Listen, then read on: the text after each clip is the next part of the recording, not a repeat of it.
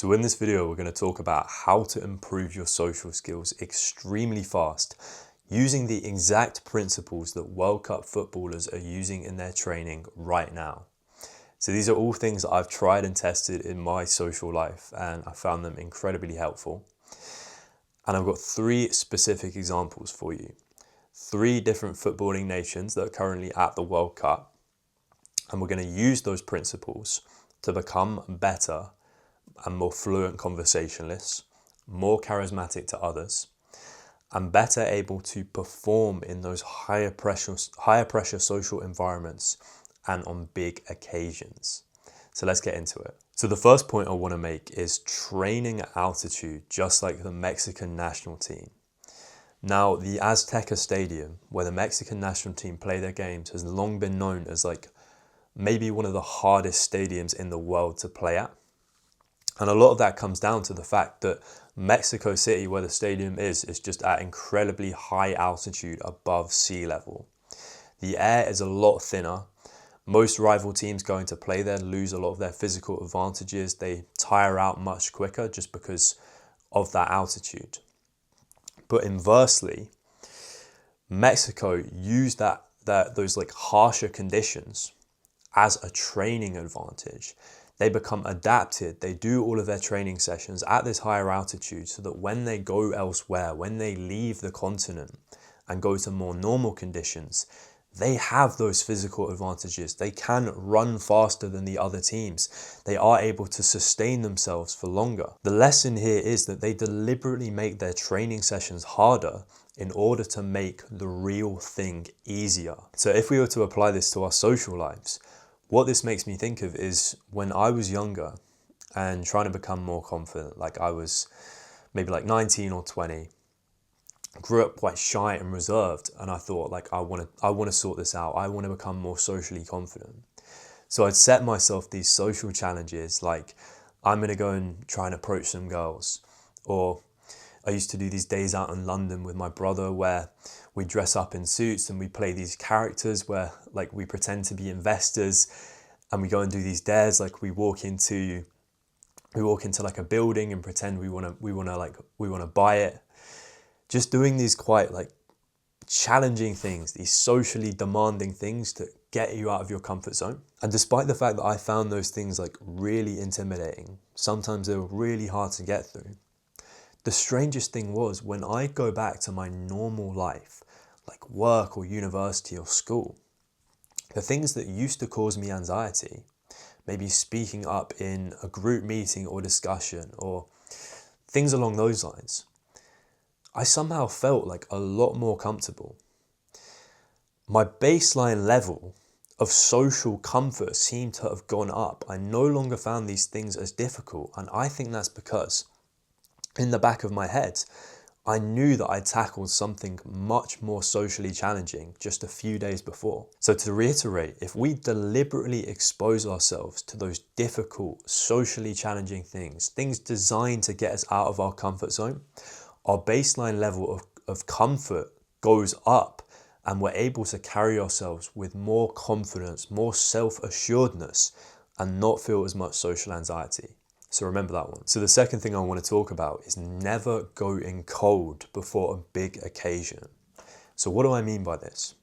World Cup players, it's not like they're just stepping off the sofa and going and playing in these games.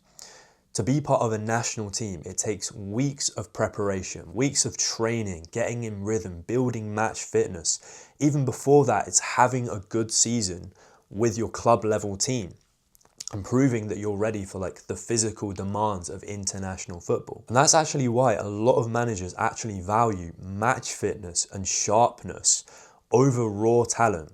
Players that are really talented but maybe don't have the level of minutes in their legs or the right match fitness to play all these international games back to back.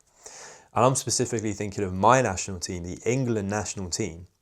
Thomas Tuchel, he quite controversially left behind Cole Palmer, who many people would argue he's one of our best attackers. He's got that game-changing ability. But because he doesn't have that many minutes in his legs this season, he had some injury problems. Tuchel has picked him over players that are going to be able to handle his quite physically intense style, but are maybe like a little bit less talented. Ultimately, what it comes down to is being match fit, having that rhythm, having that sharpness before we go and try and step up to the podium on those big occasions. And the thing is, looking back, socially, I'd often make the exact same mistake. I'd be sitting in my room all week, not really talking to anyone, not really getting out my comfort zone, a bit like what we talked about in the last point. And then when I did step into those more socially demanding environments, like a party or networking or something like that, I'd get really angry at myself. I'd beat myself up for not performing at the level I wanted to, for feeling a little bit shy, and for not presenting myself in exactly the way that I wanted myself to. So often what I do now, and following the exact principles that World Cup players are using, before a big social occasion like that, before a party, before I know I'm gonna have to go and do something and talk to a load of people, I do a little social warm-up. Nothing crazy, but just to get those like metaphorical minutes in my legs.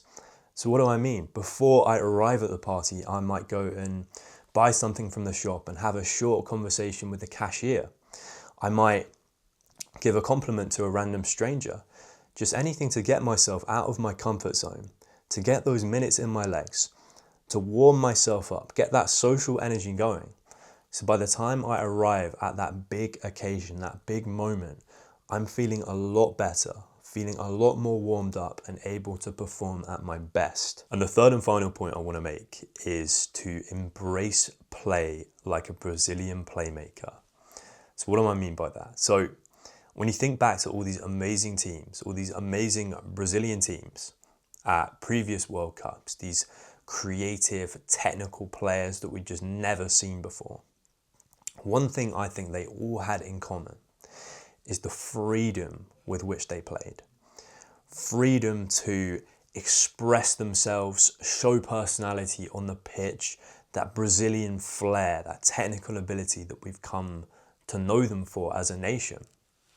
And another thing that really comes through when I go back and watch all these YouTube clips of these teams from back in the day, players like Ronaldinho, is they're not playing scared.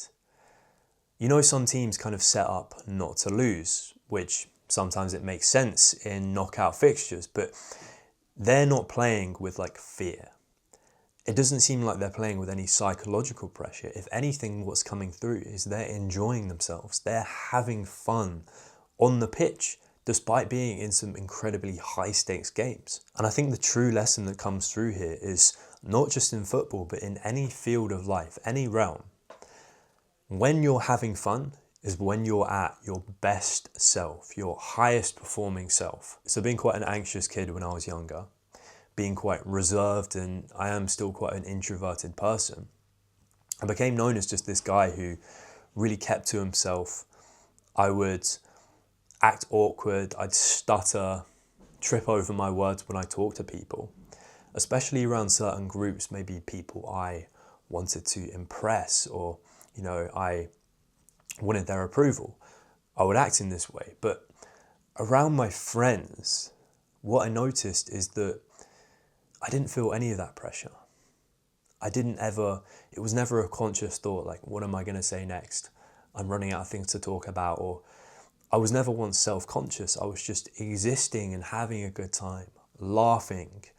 I was really loud, like in contrast to how I would be around people that didn't know me that well. The difference wasn't that I'd become a different person. I just mentally relaxed and eased off enough for that side of my personality, what I would consider my true personality, to come out. And the thing is, when you're having fun, that is when you're at your most mentally relaxed. You know, you're not treating every social situation like danger or there's threats in your environment.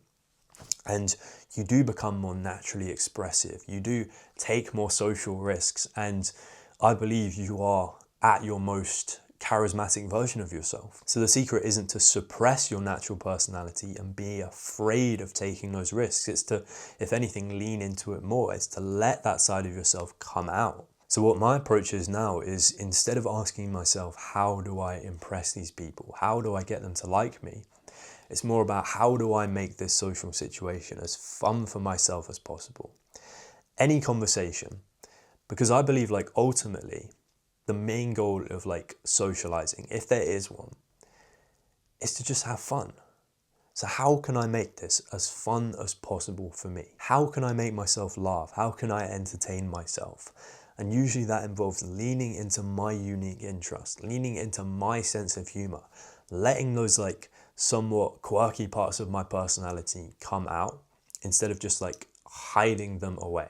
It's showing the world who I like really am. Don't be the person who lives in fear of making mistakes. Like, it's not got to be perfect. I mess up all the time, but I don't treat that as like this terrible thing, because, you know, I'm only judging myself by the standards of like, am I having a good time? Messing up isn't a failure if my only goal is to have fun. And to just close out this video, remember that the World Cup is not just one match. Don't judge yourself over like one awkward moment or one mistake or one conversation gone wrong. Judge yourself over a higher sample size. Keep showing up, keep showing that consistency that these players show in their training. And then judge yourself. Judge yourself once you've done it 100 times. And I'm more confident that you'll be feeling good about yourself and your own abilities. All right, so that's all from me. I'll see you in the next one.